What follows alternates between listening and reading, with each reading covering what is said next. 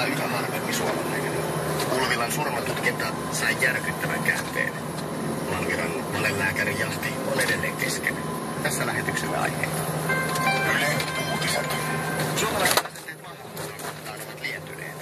Elinkeinoelämän valtuuskunnan EVAn tekemä kysely kertoo, että suhtautuminen maahanmuuttoon on selvästi myönteisempää kuin viime vuonna, mutta silti usein torjutaan.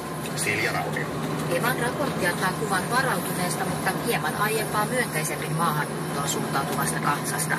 Vielä viime vuonna yli puolet vastaajista torjui maahanmuuton lisäystarpeen väestörakenteen paikkaajana. Tänä vuonna kolmannes toivoisi Suomeen lisää tulijoita ulkomailla.